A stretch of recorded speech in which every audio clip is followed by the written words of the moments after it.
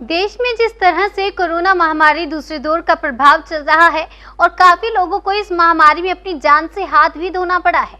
महामारी के बदलते नए नए स्वरूप को देखते हुए इसकी कैसे रोकथाम की जाए तथा आने वाली तीसरी लहर से अपने आप को कैसे बचाया जाए, बच्चों का कैसे ख्याल रखा जाए, इसको लेकर हमारे वरिष्ठ संवाददाता सत्यवीर सिंह ने गाजियाबाद के जिला राजकीय चिकित्सालय के वरिष्ठ परामर्शदाता डॉक्टर AK सिंह से इस विषय पर विस्तार से चर्चा की। आइए आपको दिखाते हैं। नमस्कार दर्शकों, आप देख चिकित्सा गाजियाबाद। यहाँ पर हमारे साथ डॉक्टर AK सिंह जी हैं। आइए उनसे कुछ महामारी के बारे में पूछ लेते हैं कि महामारी कब तक रहेगी या कब या आने वाले क्या क्या और सावधानी बरतनी चाहिए हम लोगों को, क्योंकि महामारी बहुत भयंकर रूप ले चुकी है।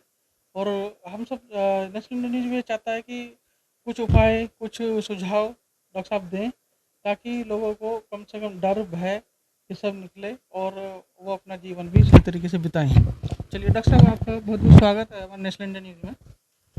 हम ये जानना चाहते हैं, जो बीमारी जो चल रही है कोविड, ये कब तक रहेगी? देखिए, अभी सेकेंड वेव चल रही है कोविड की, और ये विश्व संगठन या दूसरे जो एक्सपर्ट हैं देश में, उनका ये अनुमान है कि करीब 6 से लेकर 8 महीने में थर्ड वेव आएगी। और ये जो सेकेंड वेव चल रही है वो जुलाई के फर्स्ट वीक में काफ़ी ठंडी हो जाएगी और काफ़ी लोगों को राहत मिलने वाली है। जुलाई के महीने में ऐसा प्रोडिक्शन किया जा रहा है। देखिए डॉक्टर साहब, अब एक बीमारी गई नहीं है लेकिन दूसरी आके बीमारी खड़ी होगी जिसका नाम है ब्लैक फंगस, और इससे भी काफ़ी लोग प्रभावित हो रहे हैं। और अपने भारत में काफ़ी लोग इनका वो भी आ गया है कि भी इतने लोग इससे मरे भी हैं। तो इस ब्लैक फंगस से हम कैसे बच सकते हैं? लोग क्या क्या क्या ऐसे अपने बचाव रखें? देखिए, ब्लैक फंगस जो होती है उन लोगों को हो रही है जिनको डायबिटीज़ अनकंट्रोल्ड है, जिनको रीनल ट्रांसप्लांट हुआ है, जिनका लिवर ट्रांसप्लांट हुआ है, जो इम्यूनो कम्प्रोमाइज्ड पेशेंट हैं।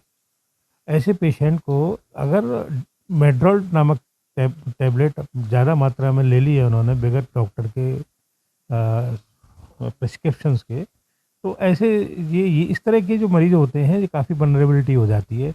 ऐसे लोगों को ये ब्लैक फंगस हो जाता है जिसे म्यूकोरमाइकोसिस बोलते हैं। और ये जो बीमारी है बड़ी घातक है। इसके लक्षण जो है वो ये है कि नाक से पानी आना और आँखों के चारों तरफ दर्द रहना, फटीक रहना, स्किन का काला पड़ जाना, नाक में से कुछ खून निकल आना और ब्लैक स्किन हो जाना, ये प्राय इसके लक्षण हैं। और दर्द तो काफ़ी रहता है इसमें। और अगर इस तरह के कोई लक्षण है तो तुरंत अपने डॉक्टर को दिखाएं, आँख के डॉक्टर को दिखाएं, फिजिशियन को दिखाएं, स्किन स्पेशलिस्ट को दिखाएं और प्लास्टिक सर्जन को भी दिखा सकते हैं।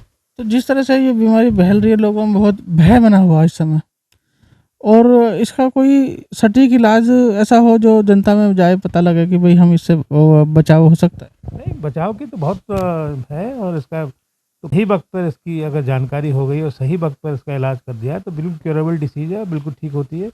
इसमें इंजेक्शन लगता है एम्फोटेरेसिन B, वो इंजेक्शन लगता है इसमें और उससे सही हो जाता है। एंटी फंगल ट्रीटमेंट चलता है इसमें। इसके लक्षण अगर आपको दिखाई पड़ते हैं किसी वजह से तो कुछ टेस्ट हैं वो आपको कराने पड़ेंगे।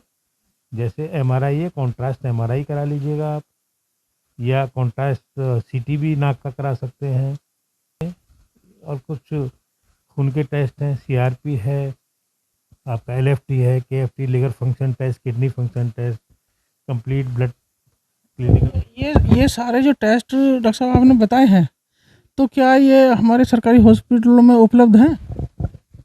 नहीं, यहाँ तक MMG हॉस्पिटल का प्रश्न है, वहाँ पर CT तो है हमारे यहाँ, नहीं कॉन्ट्रास्ट CT नहीं होता, और MRI की हमारे यहाँ मशीन नहीं है। तो अन्य जो है जो सरकारी हॉस्पिटल है उनमें ये सुविधा है, तो वहाँ करा लेते हैं। बाकी के जो टेस्ट यहाँ हो सकते हैं वो यहाँ हो जाते हैं, जो नहीं है वो दूसरी संस्थाओं में भेज करके मरीज को करा दिए जाते हैं।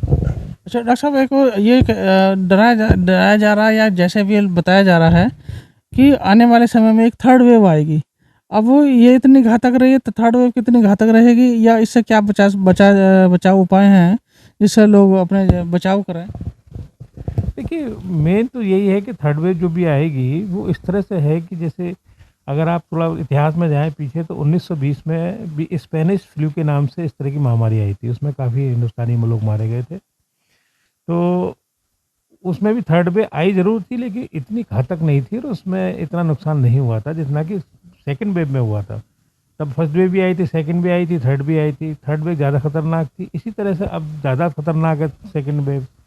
थर्ड वेव का ऐसा अनुमान लगाया जा रहा है कि इतनी घातक नहीं होगी, हालांकि कुछ एक्सपर्ट का ये कहना है कि बच्चों में ये ज़्यादा नुकसान पहुंचाने वाली है, लेकिन अगर हम पहले से इसकी पूरी तैयारी करके रखेंगे तो कैजुअल्टी मेरे ख्याल से इतनी अच्छी तैयारी अब गवर्नमेंट कर रही है, हर तरह की स्टेट की गवर्नमेंट हो या केंद्र की सरकार हो, बढ़िया उसका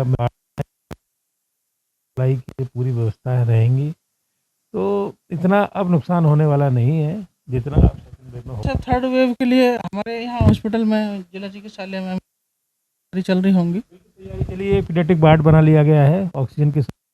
यहाँ पर एक फ्रंट अभी गए और उसकी आखिरी डेट टेंडर की है 21 के बाद काम स्टार्ट हो जाएगा उसके कोविड के। हाँ, जो सांस के रोगी हैं व अन्य रोग हैं वो भर्ती होते हैं, उनको समुचित इलाज किया जाता है। अब वो जो आने वाली तो थर्ड वेव है या ये है, तो इससे लोगों को ज़्यादा भयभीत होने की कोई आवश्यकता नहीं है?